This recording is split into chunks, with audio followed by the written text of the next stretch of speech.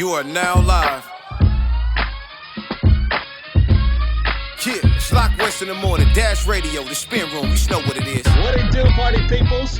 Welcome once again on this Flashback Friday, this Feel Good Friday. Thank you guys very much for joining the spin room crew. I'll be your man, Bigg Pwee. I got my crew with me. Got my girl, my ride or die, Big Les in the building. Jay Tosh and Miss Everything, and K Stephanie. How my ladies doing, man? Good. Doing good. I am glad to hear that my girls are doing good. It's been I would say a crazy, interesting week, but, we getting through it, man, and thank God that it's Friday. Weekend is among us, and we're going to have a good time this weekend, man. But you guys know, before we start the show, how we do things, right down below, ladies and gentlemen, yep. Subscribe to our YouTube page. Click on that bell because we post a new video every single day, Monday through Friday. Plus, give us a thumbs up and share this YouTube page, all right? Give us that thumbs up and share with your family and friends. Along with, we're on all podcast platforms. So you can see us, or not see us, but hear us on Apple, Google, Spotify, and Anchor. So make sure that you subscribe there and share with your family and friends, all right? We truly appreciate that. And we're on all social media platforms, Facebook, Twitter, and Instagram at The Spin Room, all right? THASPINROOM. I'm pretty excited today. We got a special guest in the building. Is a legend in the music game, man. He's an industry producer. He's a music supervisor, a brand marketer. You guys, he's discovered and developed tons of artists in this industry that we all know, classic hits like The Pharcyde, House of Pain, Coolio, Warren G, and we're going to get into that too. But ladies and gentlemen, please make some noise and give it up for our friend, our guy, Mr. Paul Stewart. Yeah, man, he's in the building. What up, sir? What up, legend? Oh, I'm doing great. Thanks, Big Les. Appreciate you. I was so excited when you sent me the link to that trailer because now is the time for all of us to tell these stories. Like, people just want to hear, not just from the front men, but from the people behind the scenes that really are the foundation and gave these front men a reason to be superstars that they are. So thank you so much. A White Boy from Crenshaw. I love the title. Please let us know why you decided to just throw it in everybody's face like that. Well, it's funny because I had a million titles for it, and I've had this concept for a long time. And I moved back to Crenshaw area a couple of years, about 5 years ago. And I've been spending a lot of time in Leimert Park. There's this amazing scene going on in Leimert Park. Taz Arnold and Akil West opened this store called Soul Folks that only has like 25 independent Black designers. They have like Malcolm X skateboards in there. It's just really cool. And Chase Infinite has his coffee shop, and there's like a Black owned skate shop that's about to open there. There's just an amazing scene going on. And I spent a lot of time in Crenshaw, and it just hit me one day. I was talking to all these young guys. I was meeting all the young artists that are in part of this kind of Leimert Crenshaw scene that's going on. And the OGs were like, introduce me, oh, this is Paul and all this. And I was getting so much love from the young people because of my background and the artists that I worked with. And then the fact that I'm from the neighborhood. It's pretty rare. I mean, when I went to Baldwin Hills Elementary School, there were like 2 white kids at the whole school, and I was maybe one of them. Maybe there were 3, something like that. You know what I mean? So when the title hit me, I was just like, especially with what's going on right now with kind of the racial tensions and everything like that, I knew that I thought it would maybe people's interest. You know what I mean? When I heard, like, if I saw that, I'd click on it. You know what I mean? If I saw a White Boy from Harlem or something, you know what I mean? Or, I would be interested or something, So I just thought it was kind of a provocative title, and it seems to have really, really worked because the title caught a lot of people. A lot of people were like, as soon as I saw the title, I just wanted to check it out, and so it seemed like it was a good idea, And also, I never was the type. I don't have no Crenshaw tattoos. I wasn't the type to run around and be like, I'm from So, you know, I'd like run around and try to make this big thing. But that was the antithesis of who I was, you know? And everybody in the industry always has thought that I'm from New York. Like in my heyday and everything, people just kind of assumed I was from New York because we don't have white people like myself in Los Angeles. We're almost none of us. I mean, it's a super segregated city, especially back then. So, you know, I'm like, okay, it's kind of time now for me to also claim and let everybody know, you know, especially in this era where we're talking about culture vultures, and which I'm very sensitive to and is a real thing, you know what I mean? And we can get into that and everything, but I'm trying to set myself apart a little bit and show people my actual background. And, you know, so it just seemed like a perfect title. And I mean, Nipsey branded Crenshaw in a way that, you know, before people just thought of it as a street, and, you know, and it was kind of a famous street, but, you know, after Nipsey did what he did, the name Crenshaw became so infamous. And then you take Crenshaw and you put white boy in the same thing, and it's just like, those don't go together. You know what I mean? So it's kind of like, wow, what's going on here? I think it's very catchy, as you would say. It is very catchy. So, Paul, you know, when we look back up on Paul Stewart, growing up in Los Angeles and straight in the hood, how did you get from DJing to starting your own record label to getting artists? Like, how did that transition, and who helped you along the way with that? It was a grind. You know, when my success happened, it was pretty quick, but I grinded my way up. You know, I mean, like I said in the trailer, you know, I started DJing, and early on I had gotten a internship at Arista, and then I had gotten a job at Delicious Vinyl. So I started to have some little industry experience. My friend Matt Robinson started a label with Island, and he hired me. And then the label went away, and I didn't have a job. And I thought some companies were maybe going to hire me, and no one hired me. So I ended up starting a street promotion company.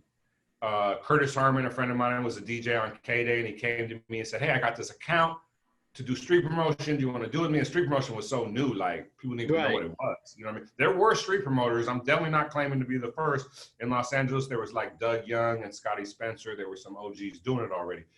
I did have a slightly different take on it, you know? But from the street promotion, I was out in the streets, and artists saw me, because it was a very small community, like the LA hip hop scene back then. And artists started seeing me, and they saw me work. Obviously, they knew I had some connection to a label. I had passing out product from labels. I mean, I was a street promoter. It wasn't exactly like an A&R or anything, but in LA, we didn't have much of a music industry at that time, especially that was paying attention to hip hop, not like New York. So anyone that had any affiliation to record labels was kind of rare. And so artists saw me. Plus, I think they saw like the hustle kind of grind that I had, and they just started approaching me and asking me to manage them. And then, you know, I had some success. The first artist I managed was a girl named Vicky Calhoun. She sang backgrounds on the Red Hot Chili Peppers. I got her a demo deal with Quincy Jones' label. And then shortly after that, I was House of Pain's first manager and got them their deal. And then it just kind of took off for me from there.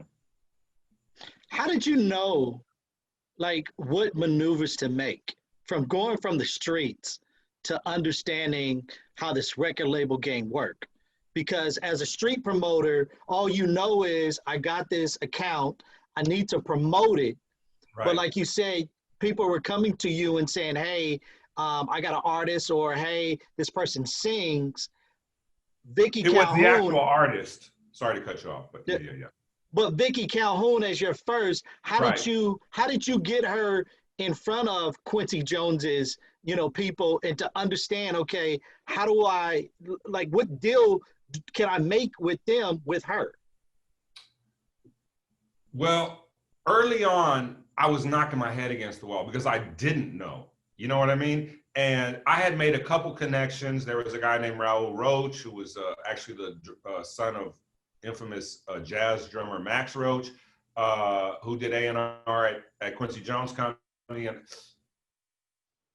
I don't remember exactly how, but you know, the list of people like I had to send her demo to was like very small. You know what I mean? Because I didn't know a lot of people, you know.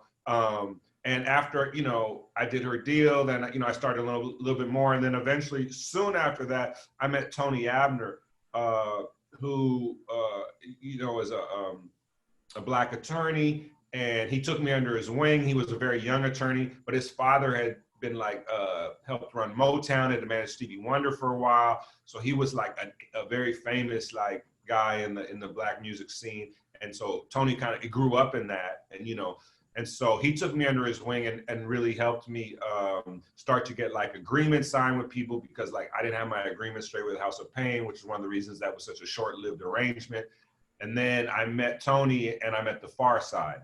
And so that everything started to go a little, after that, I started to really kind of figure out the business, you know, from there more or less. But it was trial by error, because I had, you know, I didn't have no father in the industry. I didn't have any like background in it. I didn't know anything about the industry. So I was really just like a big fan and very passionate, because I love the music. And so the artist felt my passion, I think, you know, more than anything. And like I said, because there weren't a lot of people to choose from that were running around to be like hip hop managers out here, you know what I mean? It was kind of like, I kind of stood out. As soon as I had success, like when I met the Pharcyde, it was like 1 a.m. in a hotel room in San Francisco. We're all getting high and drinking. The guys come in the room, and the guy in the room goes, yeah, this guy gets people records deals, because I got in House of Pain the deal. So then they were like performing for me, which is kind of ironic, because there was a guy from Tommy Boy in the room. There were some other people in the room that were, you know, of kind of equal status of me, you know, or close. But he said, this guy gets people record deals. So they came and performed for me, and then, you know. But I've been blessed. People trust me with their career. People trust me when I really didn't have all the information. So, you know, and my career ups and downs, part of it was because I didn't know what I was doing when I started. You know what I mean? So at the early part of my career, I was just, you know, banging my head against. Yeah. Throwing it on the wall and see what sticks. Right, right. Try to use common sense, and, Yeah. you know. That's dope. I mean, I love to hear that. And, you know, especially now when you look at the artists that you have, you've managed, you help groom and produce and stuff like that. Is there any artist that you look back up on that like you knew that you had a special bond with them off the jump from day one? Well, me and Coolio's relationship was pretty unique. You know, I was working for Ice Cube. He had a label called Street Knowledge, right? He had Yo-Yo and Lynch Mob and Cam and all these groups on it. And his offices were actually in like the Rolling 60s hood. They were in the hood, you know. And I was working for Cube, and Coolio showed up one day. It was funny because WC was Ice Cube's hype man, and Coolio was WC's hype man. Right. So he came to the office with WC one day, and he saw my white ass in what they called the dungeon. I was in like the basement where it used to be DJ Pooh's studio. And that's where I worked. And he basically came up to me and said, you're going to be my manager. I don't know exactly what he saw on me or whatever, but, you know, and we were together. And at that time, I remember like a day or two after that, he told me to go pick him up. And he lived in Nickerson Gardens in Watt. And yo, I mean, obviously I'm not scared to go to the hood. I'm in the 60s every day, but yo, I mean, I remember when I went there, I was like, Coolio, are you trying to get me robbed? Like, what are you doing? He was like, this is funny. He said, oh, everybody knew you were one time. They knew you were undercover cop parked out here. Nobody's gonna mess with you, you know. But we had, you know, we went from there, and I managed him for over 5 years till after he won the Grammy for Gangsta's Paradise, which was my living room. So we had, and Coolio was not only my longest running management client, but he was actually like interested in my advice, which pretty much like none of the other clients were, more or less, you know what I mean? Everything, you know, as soon as they have some success, you can't tell them nothing, you know what I mean, type of thing, you know. But I'm on super great terms with all my old artists, and, you know, which I think speaks volumes, you know what I mean, to the kind of way I dealt with them. And, you know, there's nobody running around saying Paul Stewart jerked me, which is nice. I didn't make as much money as these other guys, but I'm having a moment right now where maybe I can catch up. You know what I mean? So, but I never jerked anybody. I never took publishing on a song I didn't write. I don't write songs. You know, I don't own any publishing. You know what I mean? Like, I just wasn't into being exploitive like that. I just, you know, wasn't my thing. I want to ask a question. I mean, you mentioned, growing up in your early days, growing up in Los Angeles, Leimert Park. I'm actually from Los Angeles, South Central, not too far from Leimert as well. And I know gangs was very, very, you mentioned the 60s and going to different areas. And I know gangs was very like booming around that time. I wanted to know how, they did think that you were probably a cop or whatnot, but like, how did you, gain the trust and like of these artists to, work with them and be from that area and not have, people, I guess, I don't know if you got jumped, I don't know, like it was very heavy on gangs at that time. Yeah, so it was gang infested. Well, let me break down a little bit too about, I'm from Baldwin Hills, okay, which is part of the Crenshaw district. It's the nicest part of the Crenshaw district, okay? But it is also right above the jungles, so let's not get it twisted. But see, my upbringing is very unique. On my block, in like 2 or 3 houses, I have a black judge, I have a black brain surgeon, I have a black NFL player. I'm seeing black excellence in my neighbors, and there's more middle class, blue collar, like truck driver, retired, but it's, so this is what's right on my block. But like I said, I go through the jungles every day to get to, anywhere, to go to school. I used to walk when I was a kid through the jungles, and then later when I went to high school, I used to take the bus, the RTD bus through the jungles. That was a little savage. I mean, like, some shit went down on them buses, but I was never trying to be hard. I was a white boy. I had long hair. I was like a skateboard. People looked at me like I was an alien. You know what I mean? When I was a young kid in that area, but I got confusion, but not a lot of hate. I mean, I think it's a testament to how accepting Black people are. You know what I mean? And also too, the climate now is a lot different. So people are thinking like everyone's calling people culture vulture. It wasn't really happening back then. And the artists were just, I never got any of that from the artist. I mean, they just wanted somebody who's going to help their career. You know what I mean? Like I said, they didn't even know where I was from. Like people are just now, they knew me all my life. You were from there? Like, but it impacted me obviously heavily. You know what I mean? Because just the exposure to the music, and then just being comfortable being the only white person in an environment from when I'm a little kid, was something that, ended up being like, a great asset to me later. When I get involved in like, I'll go down to Watts or I'll go to whatever, like it didn't bother me. And I felt comfortable in these I enjoy being in these kind of environments and stuff, So, no, and I did, there was 1 or 2 small instances, but I didn't get punked or, but one thing too, though, just to keep it like definitely 100 is like all of the kids in Baldwin Hills, none of them went to Dorsey. That was the school we were supposed to go to, which was on fire with the gang banging and all this stuff. They sent all the kids in my neighborhood went to the nicest white schools, because you could go to any school if you helped integrate. They're trying to integrate the school system at this time. So all the Black kids in my neighborhood went to Palisades High, they went to Uni High, schools like this. So for me, if I wanted to get out of going to Dorsey and being the only white kid at Dorsey, I'd probably been a lot more like Paul Wall, LA version than Paul Stewart if that had happened. I'm always curious like how I would have turned out, you know what I mean? But I went to Venice High, which had its own gangbang and stuff like that. But it wasn't, but I was never pressed, because that really happens at the schools. Like Audubon, the junior high is supposed to go to, they call it warrior training, because it's like a warrior school, because that's when the kids get initiated into gangs, and it's smack dab in the middle of like a crib neighborhood. Right. Yeah. And it's so funny, Paul, because everything that you're saying, that was me. I grew up Baldwin Hills also, right off of Alsace. Sure. I went to Baldwin Hills Elementary. Oh, wow, me too. Wow. Yeah, went to Baldwin Hills Elementary, and it was the same. I went to Uni. Yeah, exactly. So everything that you're saying, I hear you, man. Yeah. That's crazy. And because I couldn't go to those white schools, but I went to schools that were more white and everything, but I had Venice was like the most racially integrated school in LA City schools at that time. So, we had everything, and we had like, Venice was a hood, if anybody can remember, like a real hood, which is probably amazing now. But, Culver City had a little hood. Then there was like Mar Vista was very middle class. Marina Del Rey was very upscale. So we attracted all these, different social economic groups as well as different races. So that was great.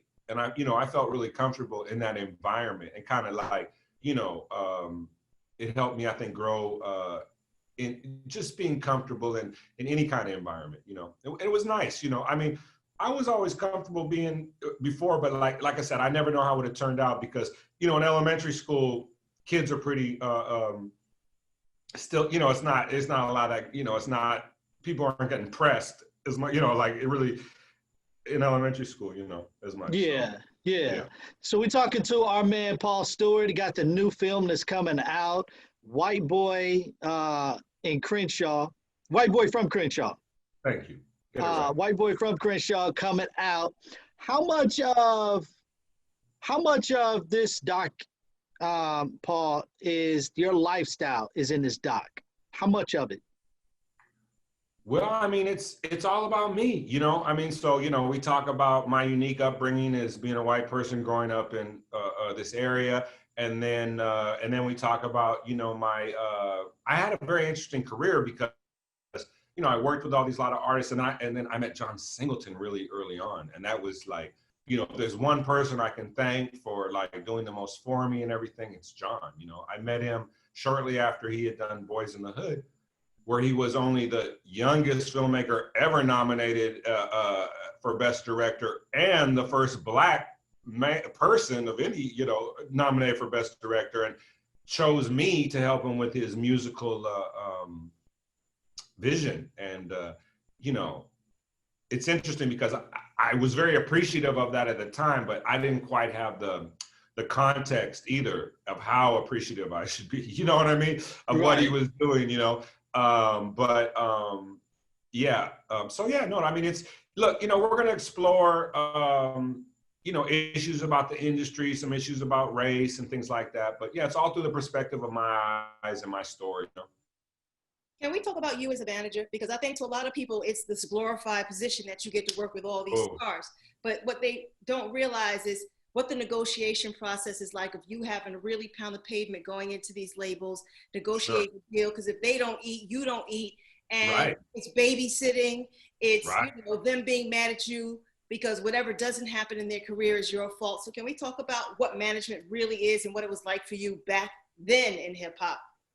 Right, and managers are the easier target. Like when the artist, you can't just fire your label typically. You're under this big, heavy contract, but you could fire, in California, you could say, Paul, I want you to manage me today, and then tomorrow decide you want to fire me. Now, you would still be obligated to pay me the percentage in the contract, but how am I going to get you to pay me? I'm going to have to, you're not going to do it voluntarily. I'm going to have to sue you, and that's probably not going to be a good idea to work out, right? But no, I mean, management is a tough gig. You know what I mean? Artists are crazy.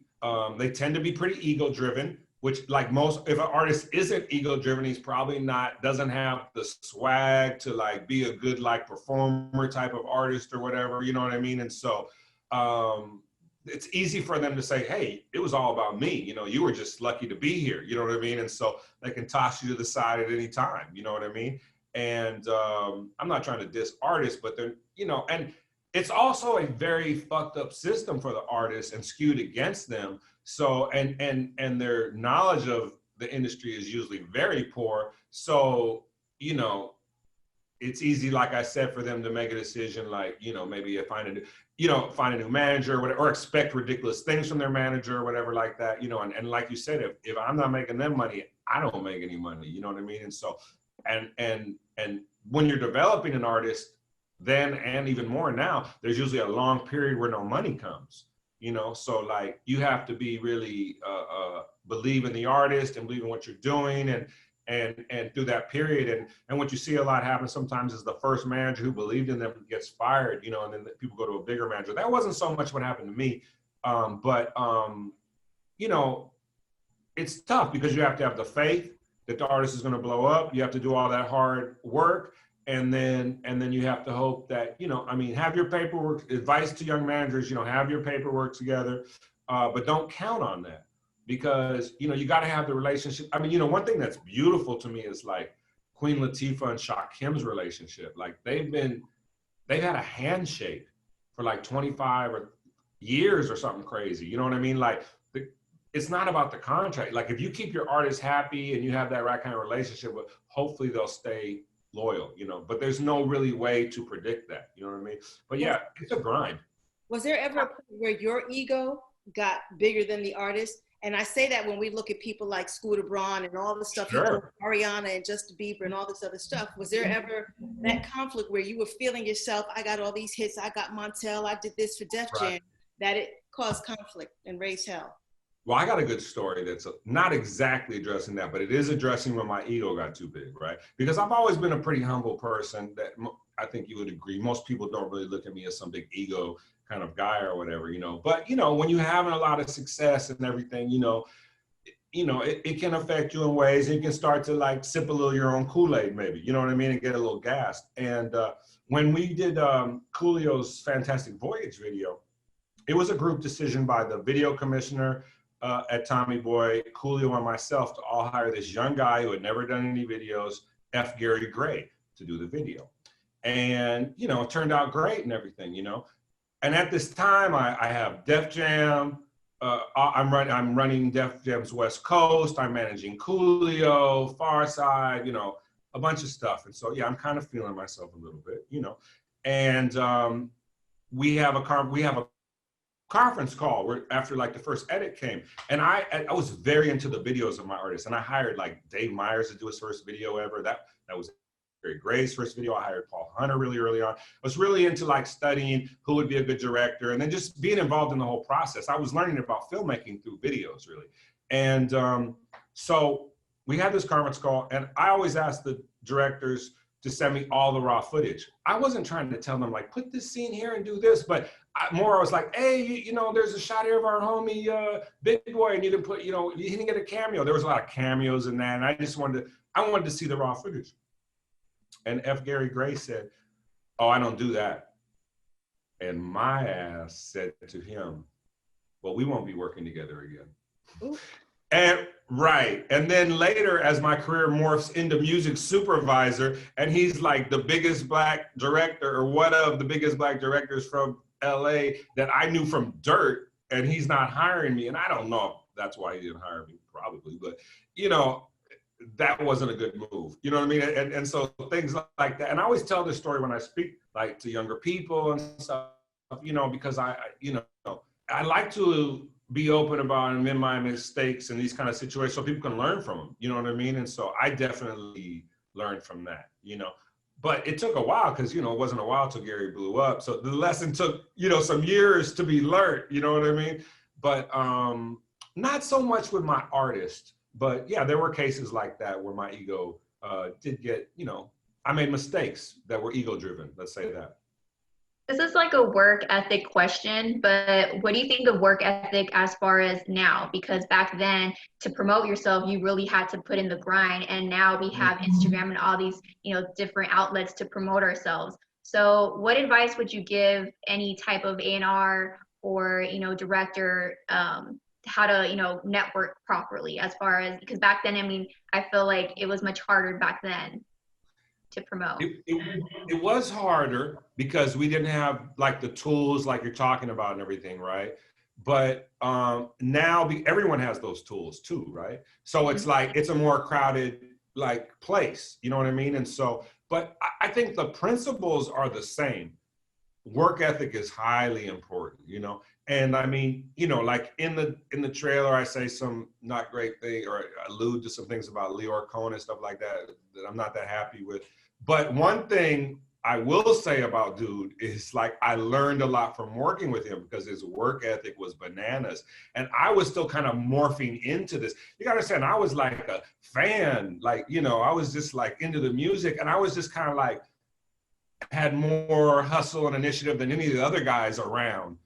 So people came to me, but I was still not like as, I didn't quite realize the opportunities that were happening to me. They were just kind of, some things came and I was, you know, and I didn't quite, I mean, I worked hard, but, you know, I think people like working around people like that, like Russell and Leor and just a lot of people that I worked with, and seeing their work ethic influenced me a lot, you know what I mean? And so, yeah, I mean, I think nothing really replaces it. You know what I mean? I mean, like, obviously, you know, you got to have the creative, like, talent or whatever, you know, but no matter what field you're in, like that's the thing that tends to separate the people that have more success from the others.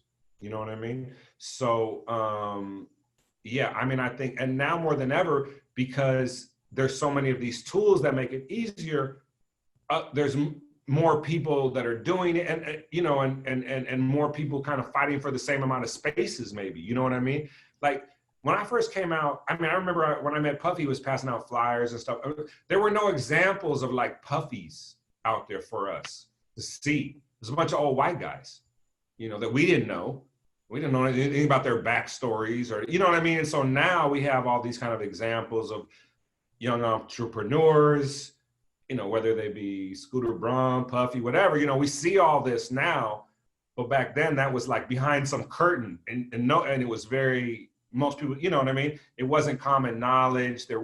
Things weren't being shared. No one's putting up record contracts on Twitter. I mean, there is no Twitter, but, you know, so yeah, work ethic is very important. You know, separates from the boys. Yeah. Once again, we're sitting down with our guy, Paul Stewart, has a new doc that's coming out, new film called A White Boy from Crenshaw. You mentioned getting in, John Singleton opening up the door for you. Right. And that was important to you, and, you know, getting your career to the next level. When you got that opportunity and those doors started opening up, because when I really look at your list of accolades of how many movies that you've, you know, helped supervise and stuff like that, how did you know, like, okay, after John opened that door for you, and you went from street promoting to managing and now into film and stuff like that, how did you know, like, okay, let me settle on in here instead of going back to managing? Sure. Well, one thing is, it was just a much more civilized kind of business. You know what I mean? Like film people like paid, like they said they're going to pay you something, they actually paid you that. You know, I mean, it was, you know, it's not, an artist is such an entrepreneurial thing. And like I said, they can let you go whenever they want, like Big Les said, you know, and so it was just a much more civilized thing. And, you know, it obviously, I was so blessed. I mean, the first movie I worked on was Poetic Justice. I'm hanging out with Tupac. I mean, like, you know, it was kind of a dream, you know what I mean? But I had never thought that I would get an opportunity to work on music and film before that or anything. I never thought about it, that it was something, you know what I mean? But when I got the opportunity to do it, and then it ended up being a big film, you know, I kind of got the bug to be more involved in it, and was passionate about pursuing it, and kind of studied the craft a lot. Because when John hired me, and John used me differently than most people did, because John really knew what he wanted. He just wanted me to go out and basically I was like A&R for him, like, go find me hot shit. You know, like I wasn't really involved as much as like where the songs are getting placed and things like that. And just a lot of things about music supervision that I ended up doing on most all the projects in the future. John was just kind of like, go find me hot shit. And so I would, you know, and we were both fans of similar kind of music. So it wasn't that hard, you know, but, you know, that was just an amazing opportunity to open the door for me. And then I just saw, wow, this business is, like I said, more civilized. And, you know, it just seemed like something that would be a better fit for me. And like I said, I was fascinated with filmmaking, studying the way they were making the videos and stuff with my artists and everything. And so it was just exciting to work on movies, you know. I mean, I remember I got hired to do Men of Honor, and Blue Note sent me their whole catalog on CD. It was like all these Billie Holiday. I mean, I almost cried. I mean, I was just like, what? Like, this is part of the job? Like, you know, I'm getting like every Blue Note record like sent to me for free. I was like, wow, you know, like there's a few perks here, you know what I mean? So, but yeah, I mean, you know, I was blessed, man. I mean, John saw something in me, and, you know, if he hadn't given me that opportunity, I probably would never work in films. You know, who knows? So pre-COVID, there was still I guess, resurgence of like all of the 90s elements of hip hop, right? People are touring, the Salt and Peppers, the whoever. Right. How many of these artists actually say thank you to you in respect to what you've done for their career versus how many artists blame you for the fact that their careers stalled? Most of the artists that I'm affiliated with, I helped them get their start from the ground up, and I didn't work with them that long. So nobody's mad at me. I have a great relationship with all the artists. In fact, I talked to Coolio for 2 hours the other night, and he's the one I worked with the longest, and he said firing me was the worst decision he ever made of his career. I have no bad feelings with any of the artists from anybody that I worked with. So I'm blessed. I mean, you know, look, like I said, I didn't ever try to jerk anybody. So no one has any kind of crazy stories. Oh, you tried to get me to sign that publishing deal, or, you know, there was never any like funny business. So, I mean, I'm sure there's some artists out there that maybe weren't as successful that I worked with, because, you know, I worked with a lot of artists that might feel some kind of way or something. I don't know, you know, but I've been pretty fortunate about that, you know, mostly, you know, like in the trailer, I put something about helping Cypress Hill get their deal. And I was not their manager or anything like that, but we were street promoting their record and things. And more importantly, when I said I helped out their deal, was I was a journalist. I don't know if you remember, but I used to write for The Source. I had what they call, it was a regional report. So I would write about what's happening in LA. And I was the first person to ever write about Cypress Hill. And Muggs used that. He showed this guy at BMG Publishing, and they got like a publishing deal, and they used that money to kind of help create the demo that they got the deal with their record deal. And he told me that years ago. So I took liberties and said that, and I sent Muggs the trailer today, and he hit me back, was like, this is great, this is great. I was like, oof. Because I kind of felt like I was maybe, you know, taking little liberties on that. But most people have a lot of love for me because I was always trying to help people. You know, I was really about the culture. I was the dude at the club at 2 in the morning and then turning the lights on with them. You know what I mean? I brought the good weed. I was in the back rolling up. You know what I mean? I was like, you know, so I haven't really, you know, I haven't gotten much of that. Yeah. But I'm sure some artists are about to come out the woodwork and have some shit to say. So we'll see. I mean, look, I opened myself up. You know, I'm about to do Lord Jamar's podcast, and he was like, yo, my audience is mad pro-black, mad, like, you know, whoa. And I was like, look, I already know some people aren't going to be fucking with me, Lord Jamar, you know, but I appreciate you having me on. And I'm very confident to have these conversations. And, you know, like, just to say the thing about the culture vultures before, you got to put yourself in my shoes for a second. I'm more sensitive to that stuff than anybody, because when people see me, if they don't know anything about my background or me, they instantly going to slap that label on me. You know what I mean? And so it's like I know, and Pee Wee knows, because we saw you in the trenches, like for real. Yes. But we can only vouch for you for so many miles. You know what I'm saying? Right. Vouching for you now. Right. He was there. A bricklayer. Appreciate that. Yeah, you can say all that when we do your interview for the full feature. We're gonna put you in that for sure. Yeah, make sure that's it there. Yeah. So Paul, let me ask you this. You know, when we're talking about you know, bumping your head and you're maneuvering, you know, through, you know, the record labels, and, you know, now Singleton has got you in there, you know, supervising music and stuff like that. If there's a young kid right now watching this podcast and YouTube and wants to do and follow in the footsteps of Paul Stewart, what advice would you give them? Well, I mean, you know, first of all, John was interested in hiring me because I was managing the Pharcyde. You know, I had grinded my way up to the point where, like, Ice Cube heard about me and hired me to do for his label and stuff, you know. So I was prepared for that opportunity, right? I had put in my work, you know what I mean? So, like, music supervision is a tough nut to crack, you know what I mean?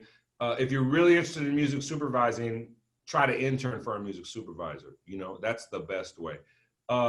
As far as like the discovering artists and management side and everything like that, you know, find the best artist you can that's in the state when they need you, you know what I mean? And try to determine, hopefully, if that person is a decent person, you know, or group is, you know, and that maybe they're not going to just leave you in the dust, you know, but, you know, get your paperwork together if possible. And, you know, one thing that I always do is I always try to put the art first, you know what I mean? So if there's a group and I think they're just incredible, then I'm going to help them whether I'm making money out of it or not. And then that comes back sometimes in ways you can't even imagine. You know what I mean? I mean, like, there's a lot of groups that I helped get the deal for, but I wasn't even involved, you know? Like, I mean, when I was at a nightclub one night and Freestyle Fellowship was selling their cassette tapes at the club, and there was a woman from Island A&R, and I said, hey, go buy their tape. And she called me the next day like, yo, I love this shit. And so I connect them to the groups, they're signed, or whatever, But it was just like, and, doing things like that can come back to you, then next time I call that lady from Island, she's going to listen to what I have to say, right? If I have a demo or something, she's going to be very interested in, if I need a favor from Freestyle Fellowship, hopefully they're going to want to do it, right? I help them get their deal or whatever. So, just put the art first, like money's important, but don't look to maybe get a reward financially for everything that you do, do things for the culture just for doing them, within reason. You know what I mean? I think that this is a good advice, because people see that you're doing something and what you're doing, and this can lead to all kinds of things, you know what I mean? So I think this was crucial in my early career. I was just a fan of, if I believed something was great, then I wanted to help it. It didn't matter if I was making money off of it. You mentioned in your trailer your controversy with Def Jam and Leor and all that good stuff. So you can tell us as much about that as you want without, giving away a whole lot of the movie, but also what you learned from it, mistakes as well as growth. Yeah, that's a heavy part. Well, I learned that, what did Tip say? Music industry people are real number 180. Music.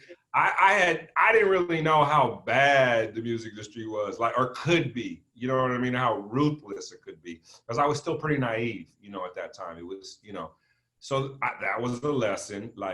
People might do the worst possible thing that be prepared for, have your, thing together to, in case the worst scenario jumps off. Also, the way it unfolded, I won't get too much into it here, but, I could have made different decisions, and possibly my ego, I was at the height of all my success. So, my ego could have also played into how our relationship went sour. But, and also too, just, try to have really good people that are giving you advice. I was at such a high level of things, and I probably needed more, mentors. I needed more people around me that could be like, hey, you know what I mean? This is going on, handle it like this or whatever. And most importantly too, that when you have opportunities, you have to take advantage of them, because they may not be there tomorrow. If you look back, since we're talking about that, you look back, Paul, is there any regrets on anything? Telling F. Gary Gray we won't work together again.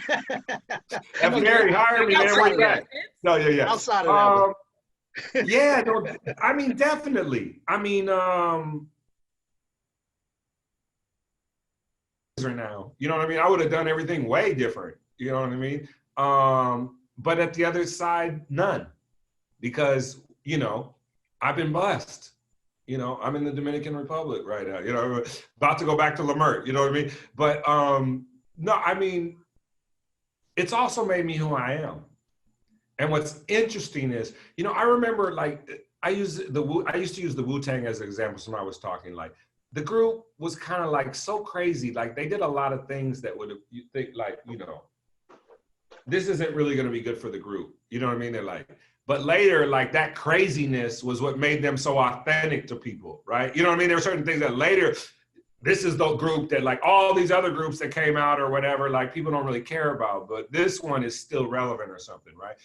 So, and for me, what's really interesting right now is the fact that I wasn't this kind of business shark, culture vulture kind of person, being super exploitive of the artist, and the facts that I was very human and I made mistakes and had these ups and downs, actually seems like it's in my favor, because it made my story a lot more interesting. If I had just had this steady rise and everything went great, you know what I mean? My story wouldn't be near as interesting, And there's a lot more ups and downs that we didn't even get into in the trailer because, we didn't have enough time. But so I think now, ironically, it's kind of being a good guy and even the mistakes that I made because I was just not experienced enough, or if it was ego or whatever, are kind of like helping me. Definitely. I got a question. Me being a millennial, and we have all these new artists today. Is there anybody that you love, who you listen to, and like, why is that artist like your top favorite? Oh, I'm a big fan of Buddy. I love new music. I don't listen to old music very much, you know. I mean, if I listen to old music, and I do, it's probably going to be like old Jamaican music or old soul music or whatever. Like, I don't just like, I made a playlist that I've been listening to a lot lately. I call it Very Eclectic Mix. And it might have salsa in there, might have some golden era hip hop.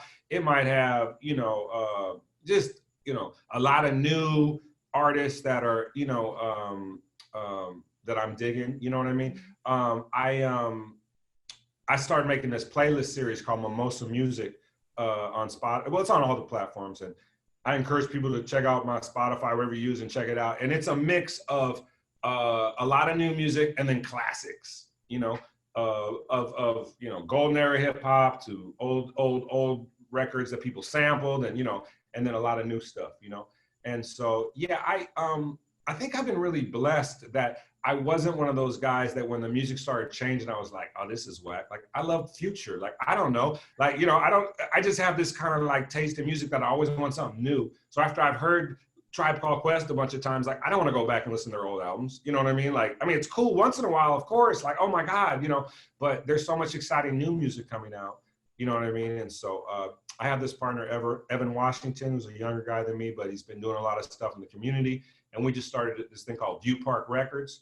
And so, yeah, you know, bringing it all Crenshaw, you know, so I'm really excited to start putting out some new talent on that. We just started recording this female Millie Moto and a bunch of like new artists, you know, and so, you know, I'm really digging the like sounds of Crenshaw, the kind of like jazz, you know, influence stuff that's going on. And I think there's a lot of great like R&B, like kind of soul music coming out right now from like tons of artists, you know. And so, yeah, I'm really invigorated by new music, and there's tons of stuff I like. And I hate to name one artist because, you know what I mean? I'm a DJ too, so I'm like by songs, you know, I'm always thinking about, you know, so, but if you check out the playlist, it's tons of new artists in there that I'm trying to help get exposure because I love. And then we sneak in a View Park song, you know, you're there too, you know. But yeah, I think that's really helped me, because I think if I was the kind of person that was stuck in the era where I came up, that I wouldn't have been able to keep moving, you know what I mean? Mm-hmm. And God bless people that are like that, but I don't know. It just seems kind of dusty to be like, you know, oh, your music. And I always say, like people were like, our parents were saying that to us, right? You know what I mean? And I go to these people and I'm like, so like BBD was the height of like urban culture, Black culture. Like, come on, man. Like, you know, like Miles Davis, you want to talk about music? Like, let's go back to Otis Redding and Aretha. Like, if you, it was great. You know what I mean? Like, but I think it's all great. I'm really excited about what's going on musically right now. So when people see this documentary, A White Boy from Crenshaw, what do you want your industry cohorts to say about who Paul Stewart is and was, and what do you want the new viewers and the new generation to take away from this film? Oh, good question.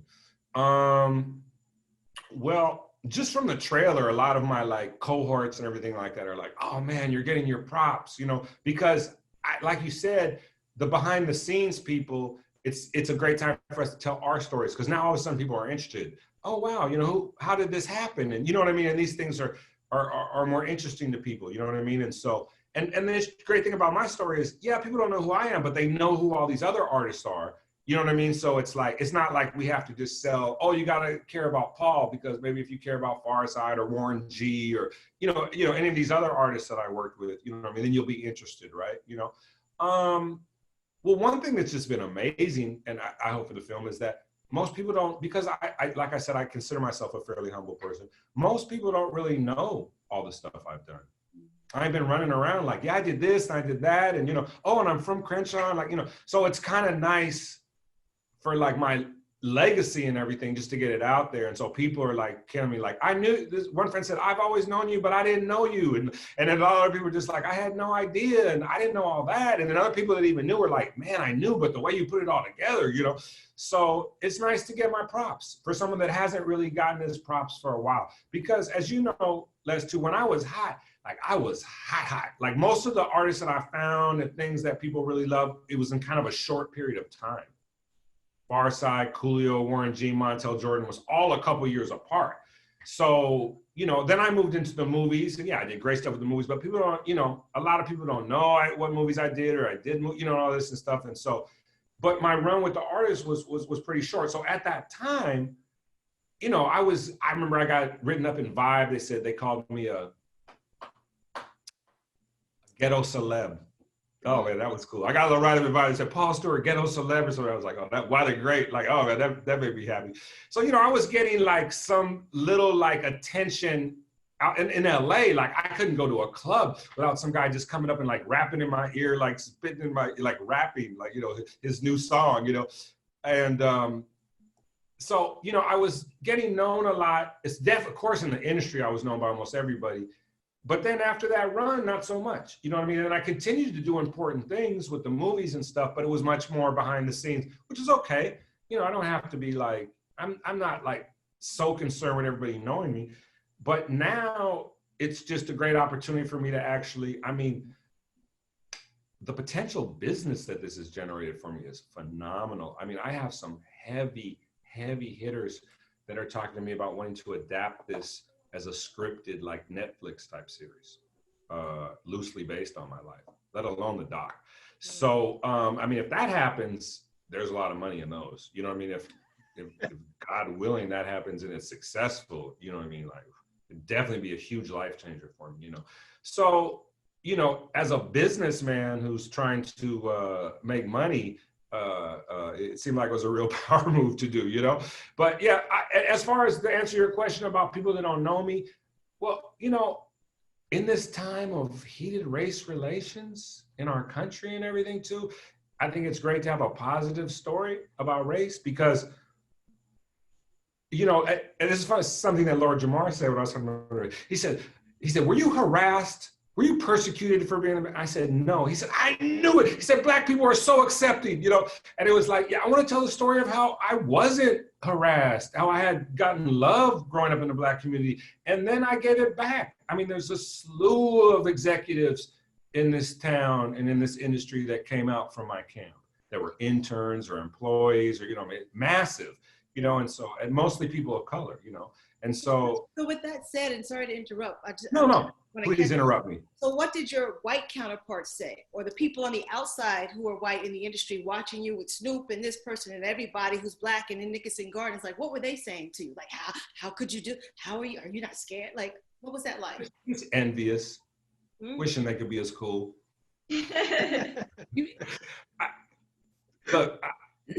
Surprisingly to me, like I knew of, you know, Steve Lobel from Nipsey and, you know, sure. He was the I guess, white guy making moves in the industry. And now to hear about you is like, you came and you was working with Coolio and Warren G. I'm just like, wow. Like, I didn't know.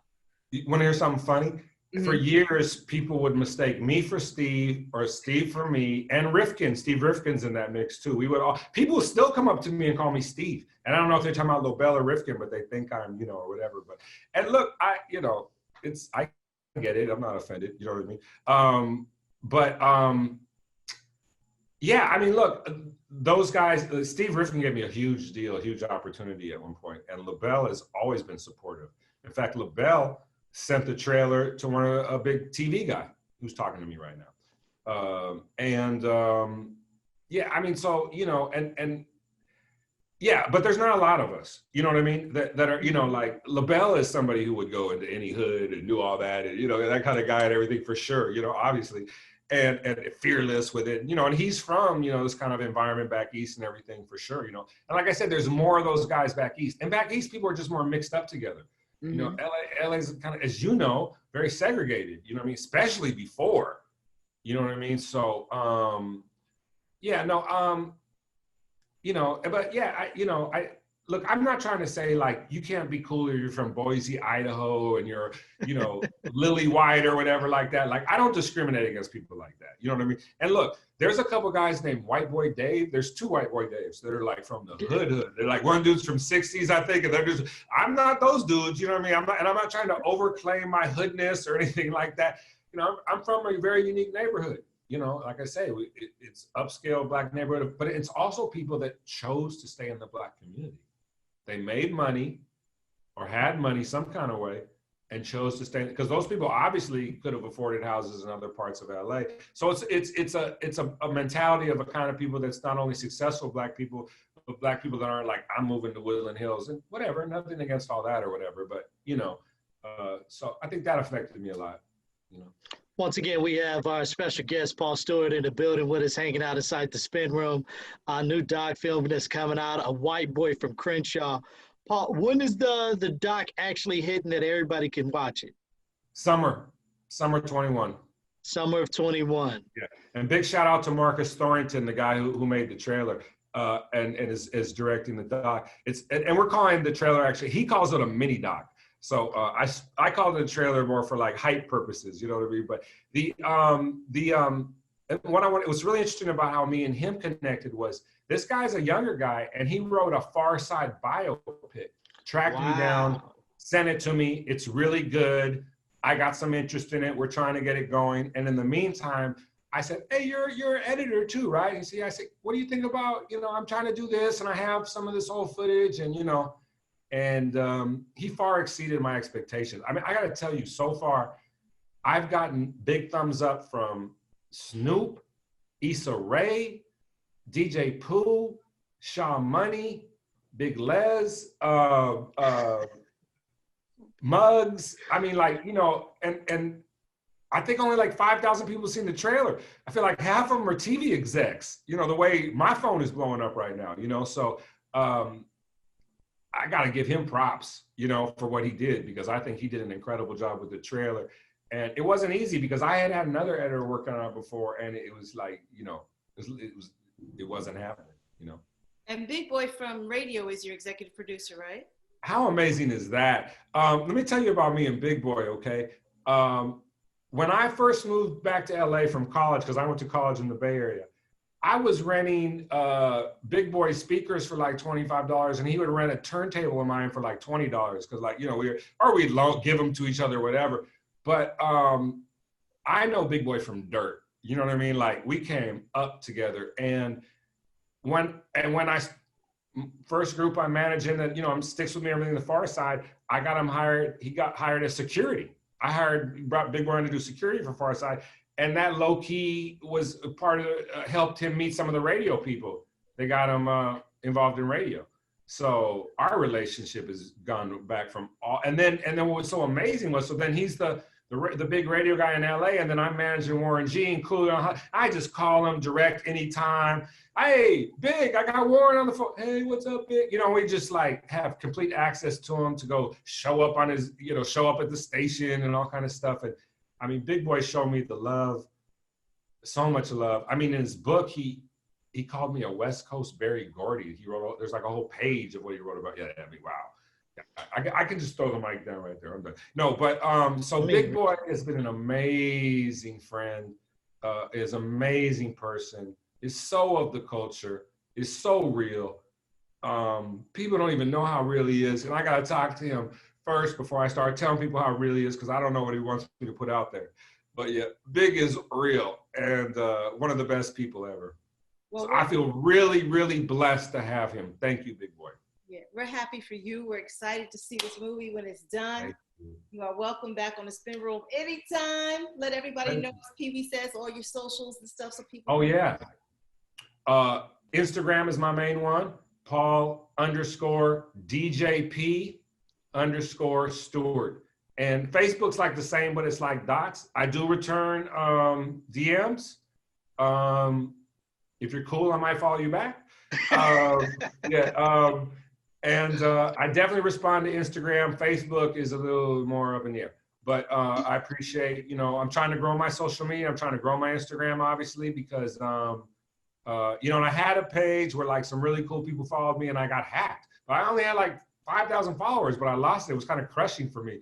So that was like about a year ago. And so I'm building back up. I only got a couple thousand. So I appreciate any love on my Instagram, you know, definitely trying to be able to reach people as I have these exciting projects. And I post about opportunities on there too, because, you know, I'm an active music supervisor and sometimes I'm looking for music. And, you know, I'm one of the few music supervisors in the world that will like listen to people's music that, you know, unsolicited music. And I can't always, because it's kind of overwhelming what comes to me. But like, if it strikes me as interesting or if it came from someone I know, or, you know, I try to check people's stuff out. If they approach me in a way that's just so like, oh, that's so nice the way they did it, you know, or whatever, like, you know, because you get all these like emails and they're like, hey, I'm a big fan of this. And it's like a movie you did that didn't even come out yet, or some on IMDb or something that wasn't even that good. And you're like, yeah, okay. Yeah, you are. You know, so people that are actually like, yo, this movie, and they say something real, you know, then I try to like respond. That's what's up, man. Thanks. Hey, thanks guys for the opportunity. Really appreciate it. No, thank you, Paul. We truly appreciate you, my man. Thank you so much for once again taking the time out your day to rock with the Spin Room crew. We're gonna be looking out summertime for this doc film of yours, White Boy from Crenshaw, and hopefully that you land this Netflix gig, man. I mean, you know, prayers up to you on that and everything else that you got coming your way, my man. We truly wish you nothing but continued blessings. You know what I'm saying? And ladies and gents, please make sure that you guys follow him on all social media platforms. And, you know, if you do, I mean, a lot of cats, we get it too, Paul. A lot of cats always ask us, you know, how can we get our music on and, you know, how we get in the industry and everything like that. So we'll make sure that we forward them your information and send them your way and, you know, get an opportunity. You know what I'm saying? Oh, definitely. And I forgot, the YouTube page is View Park Records. So okay. That's where the trailer lives. That's where all the new music is going to be coming on YouTube. So yeah, the main things would be my personal Instagram, the View Park Records, and yeah, I appreciate it. You know, definitely. And we'll make sure that we post it also for you too, so that everybody can see it too, and click on it and go straight to you also as well. Boom, boom. Well, thanks. So, again, ladies and guys. gents. That's my man, Paul Stewart. That's K. Stephanie, J. Tasha, my ride or die, Big Les. You guys enjoy your Friday. You guys enjoy. We'll see you guys on the next one. All right, man. Peace. Yeah. You are now live